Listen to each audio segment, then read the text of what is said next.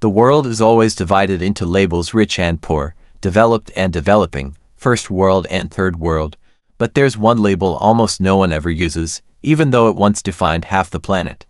Why is there no second world? How can we jump from first to third and act like the middle simply vanished? The answer isn't about money, technology, or living standards. It's about a forgotten political battle, an old global divide that shaped the modern world and then suddenly collapsed, leaving behind a strange mystery in the words we still use today. For decades, people have casually used first world to describe wealthy nations like the United States, Japan, Australia, and Western Europe, while third world became a catch-all term for developing nations still building their economies. But these phrases weren't created to measure prosperity. They were born from the intense rivalry of the Cold War, a time when the world wasn't split by wealth, but by ideology. Back then, the first world meant the Western Bloc led by the United States, and the third world meant countries that chose to stay neutral. Somewhere in between stood a powerful group of nations, united under the Soviet Union's influence, stretching across Eastern Europe and parts of Asia. This was the Second World, a political category that once carried enormous global weight.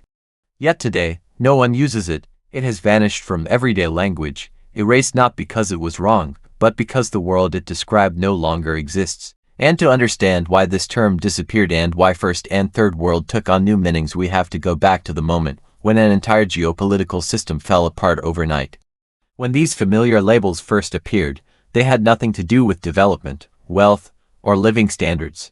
They were political categories born from the Cold War, a tense global standoff between two superpowers. The First World referred to the United States and its allies, nations aligned with capitalism, democracy, and Western influence. In contrast, the Second World represented the Communist bloc led by the Soviet Union, which included the Warsaw Pact countries, along with nations like China and Cuba that shared the ideological framework. The Third World, despite how people use it today, originally meant something very different: countries that chose neither side, often forming their own neutral or non-aligned alliances. These terms were a shorthand for a geopolitical map divided by ideology rather than prosperity, and they reflected a world built on rivalry, fear, and the constant threat of nuclear escalation. That original meaning is essential to understand. The unraveling of the Second World happened almost overnight. By the late 1980s, the Soviet Union was economically strained, politically unstable, and facing rising internal resistance. One by one, Eastern European communist governments collapsed, and by 1991, the Soviet Union itself dissolved into 15 independent nations. With its collapse, the Eastern Bloc, the very foundation of the Second World, ceased to exist. Countries that were once tightly aligned under a single ideology suddenly shifted toward new political and economic systems. Without the Soviet-led bloc, the category Second World lost its meaning instantly. There was no longer a unified communist alliance for the term to describe. Meanwhile, the First World remained intact, and the Third World continued as a broad reference to nations outside major power spheres. This created a strange imbalance. The Cold War ended, but the vocabulary it produced lived on, with one key term silently erased from common use. As the Cold War faded into history, people gradually forgot the political meanings behind these labels. Instead, the terms shifted into simplified descriptions of economic development. First World became synonymous with wealthy, industrialized nations, places with strong institutions, advanced technology, and high living standards.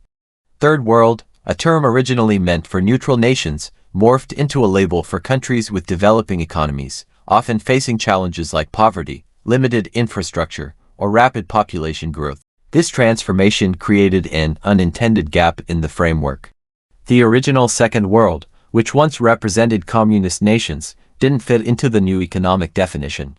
Some former communist countries were transitioning to market economies, others struggled with instability, and many occupied the middle ground. But instead of reviving the old term, people simply adopted new categories like developing, emerging, or transitional economies. As a result, First and Third World survived in new forms, but Second World quietly disappeared. Today, the term Second World is considered outdated because it no longer reflects the complexities of modern nations. Many former communist states developed mixed profiles, strong industrial sectors but uneven living standards, modern cities alongside struggling rural regions, and economies still transitioning from centralized planning. A single label could not capture that diversity. Beyond accuracy, critics point out the terms themselves carry an implied ranking first, second, third, suggesting one type of country is better than another. This idea feels increasingly inappropriate and tied to colonial-era thinking. Modern global studies prefer more neutral and precise language: developed, developing, emerging markets, high income, middle income. These terms describe economic reality without placing countries in a hierarchy. In the end, Second World didn't just fade because the Cold War ended. It vanished because the world has become too interconnected and too complex to be explained by a simple three-tier label created over half a century ago.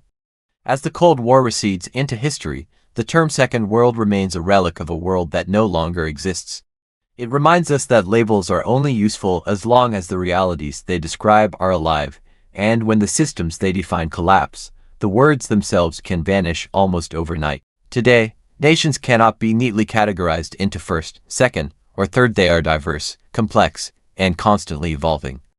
Economic power, social progress, and political influence intersect in ways far more intricate than a Cold War map could capture. The disappearance of the Second World is not just a linguistic quirk. It is a reflection of a changing world, one that refuses to be simplified. Perhaps the lesson is that global divisions are never static, and understanding the story behind the words we use can reveal how deeply history continues to shape the way we see the world today.